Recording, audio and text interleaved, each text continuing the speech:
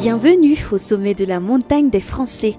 Ici, vous pouvez avoir une vue imprenable, magnifique, superbe sur un train à Nicébé. Pour arriver jusqu'ici, nous avons dû marcher et grimper.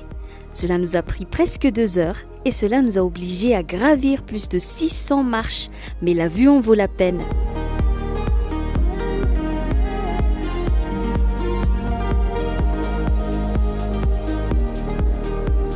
Pour arriver jusqu'ici, nous avons d'abord pris la voiture sur la route de Ramène.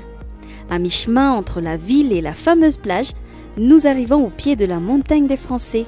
D'en bas, le massif qui a l'aspect d'une table gigantesque nous apparaît imposant, majestueux. Mais c'est surtout un site chargé d'histoire et de tradition.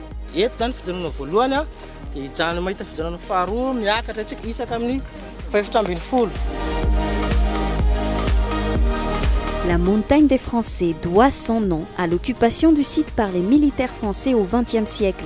Mais avant cela, depuis le XIVe siècle, elle était connue sous l'appellation d'Ambouï-Tchatsing par le clan d'Anzouati. Depuis les années 1950, les catholiques l'ont érigée en lieu de pèlerinage. Chaque année, depuis 1954, durant le carême, les fidèles catholiques s'y donnent rendez-vous pour revivre la passion du Christ. Cette année-là, le curé de la cathédrale de la ville a fait faire à ses fidèles le chemin de croix sur cette montagne. Mais l'ascension de la montagne des Français n'est pas l'apanage des catholiques. Les amoureux de randonnée et de check-in viennent aussi souvent ici. Et puis les touristes comme nous. Objectif, atteindre le sommet pour apprécier la vue. La montagne des Français présente des formations rocheuses analogues au Tsing de l'Incaran. L'ascension pédestre peut durer jusqu'à 2 heures.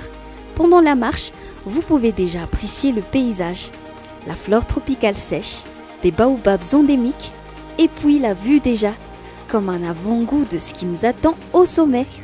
L'ascension ne présente pas de difficultés majeures, mais des aires de repos sont mises en place le long du chemin.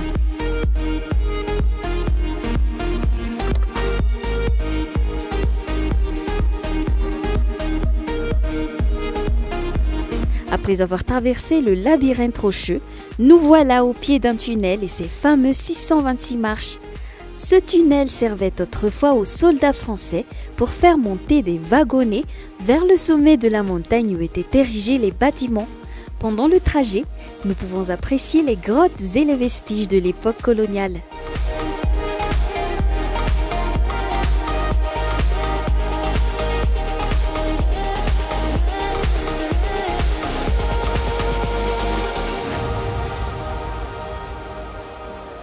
Et puis à la 626e marche, nous y voilà, nous y sommes.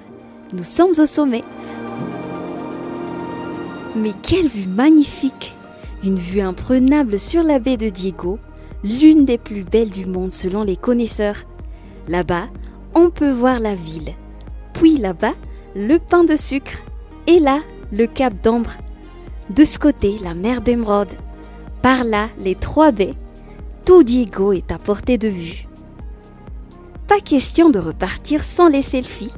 Et évidemment, puisqu'on est dans un voyage organisé, une photo de groupe pour immortaliser le tout, quand on vous disait que cette ascension en valait la peine.